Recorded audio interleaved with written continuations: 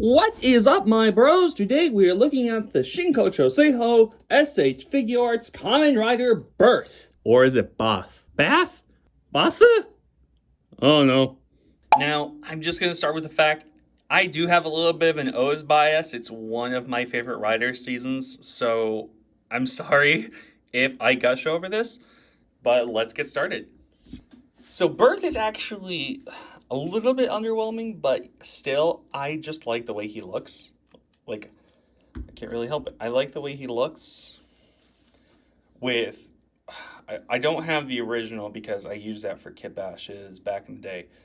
But the way that they have, like, his gashapon balls, I guess, and all the armor, how that's painted, how it's all done up, it's really, really good. For hands, take that one off so I can place it with other ones later. This is very Date specific. He comes with his pointing finger, or, like finger up finger. See some other ones. He comes with one weapon holding hand. He comes with two metal holding hands. He comes with two grippy or kind of open grasping hands. He comes with two thumbs up hands. Let's see here. And obviously, like every other SHF should, he comes with two fists. Put him up in a squaring up position. So he can be like that. It's actually pretty good. He also comes with, I can't remember what they call this in this show. I mixed this up with Prototype, and I know that's not Prototype. Prototype has all the red circles and all that stuff, but that's like when another user is using the driver. Or was it when it's AG? I haven't seen O's in probably about 5-ish years.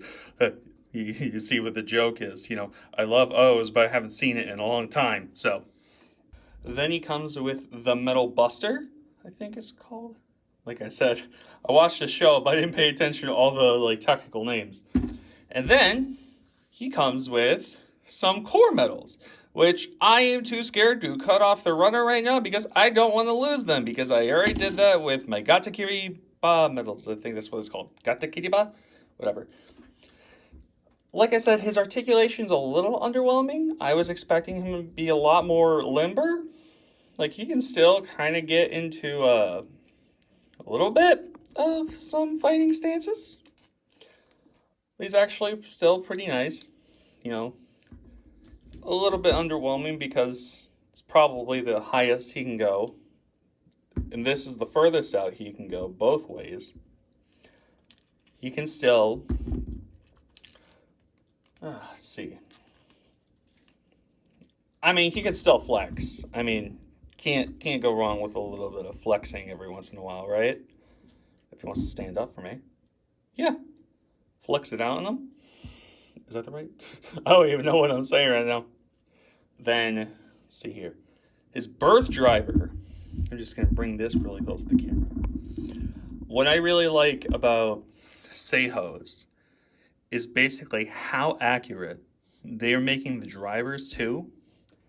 If I had O's on me, I would show you, because they're integrating the functions. And this isn't even to just, the Seihou figures. They're integrating the functions of the actual drivers into the, figure arts. So this knob opens.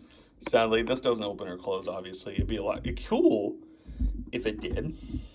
And man, I'm gonna be scared to do this, but have a tiny cell metal slots in there. You can see right there that the slot that I went into did that. So you can just get out. I had to flip it upside down to get it out.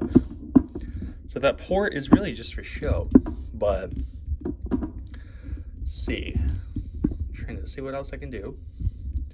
Then how about we do a little bit of weapon holding.